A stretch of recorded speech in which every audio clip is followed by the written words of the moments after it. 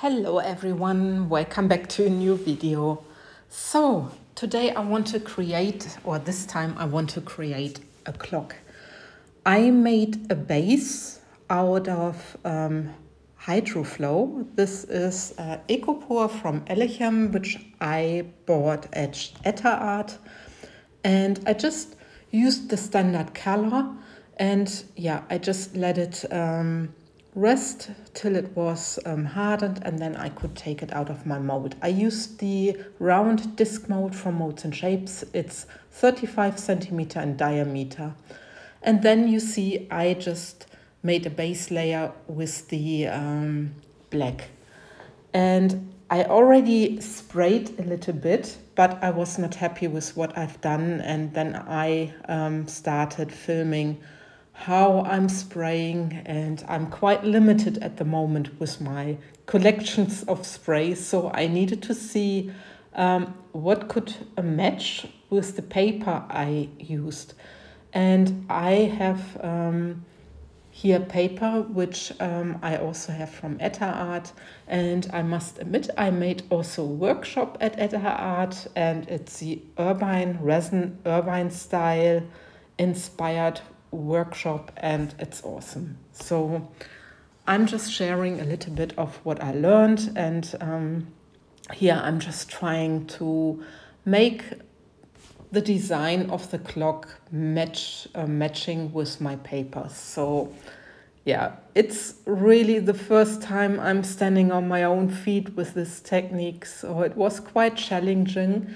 And yeah, but it was also making fun. And I'm using from Montana sprays, opaque sprays, transparent sprays, and yeah, I'm just designing my clock. And I always look, does it match with the paper? Then I was not happy, so again a little bit more white. And maybe next time I should be more brave to make the colors more pop. Yeah, but anyway, you see me working outside. I also wear a mask because with the spray there's a lot coming out. There's a lot of chemicals which you can breathe in, which is not good. So please use your mask because it's very important. Even though I'm outside, I'm using my mask. So, and it's also advisable not to do it inside when you don't have a proper ventilation system. So yeah, that's what I'm doing.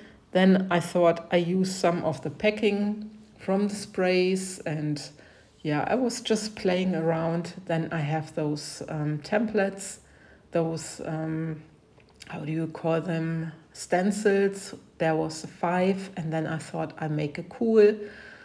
I'm still also very limited with stencils, so yeah. I also wanted to achieve a sort of rusty effect, but not with rusty colors, but so that it's just a hint of the letter of the number, and yeah. Then I also glued, at that moment my paper sheets were glued. I used spray glue to glue it, and you really need to make sure that you glue your paper very well, that there are no bendings, etc. So that's what I've done. And then I thought I need letters for my clock. So I have this number mold from Molds and Shapes. I have it already for 2 or 3 years. And I want to pour with my black Aquacast. Yeah, there's black Aquacast from Elechem, which I also have got from Stefanie. And I can pour my colors, or my numbers, not my colors, my numbers. So there's a 3, there will be a 6, a 9, and the 12. You just need to be very steady with your hand. I was not always steady, but when you have a little bit overflow, you can easily break it off once the Aquacast is hardened. And then I thought, what am I going to do in between those numbers? Because I didn't want to put too much numbers into my clock. And do you see those little dots at the end? I will fill them in a second, like there. So I thought I just used them for in between my numbers 12 and 3 and 3 and 6, etc. And this was really challenging to fill them. Next time I think I will take maybe a dotting tool and just let it drip in. But it also doesn't matter, you can always break it off. So these are my numbers now. I could demold, and I'm taking some spray. This time I was inside. I am wearing my mask, but it's only a little bit I'm spraying, so I used some transparent white. Then I was not quite happy with it. Then I also used some gold. You will see it in a second. Just to have, a sort of dirty look to it, to the numbers, golden dirty look. Yeah, there I needed to grab my gold, and that's what I'm doing. Just spraying also those little dots. And yeah, I really like this. And the technique, it's so, I think, so creative. You can do so many things, and it's a different way of pouring your clock or other art. And yeah, I just worked also with the material I had to hand. Maybe I could have used a canvas for my clock. They are round 3D canvases from wood, but I didn't have it, so I thought with the Hydroflow it might be a good alternative. So this is my round plate again, and then I need to make my resin layer. So I didn't have acrylic inks, so I used the Write and Drawing inks from Octopus. And I thought they are working very well as well.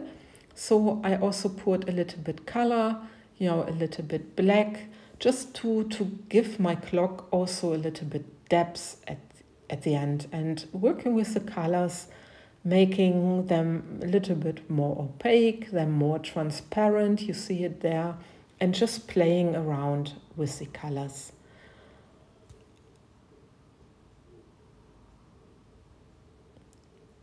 So it's really challenging, but very nice. So there I used a red, I think it was duck. The black was elephant from the Write and Drawings. Don't ask me now about the yellow.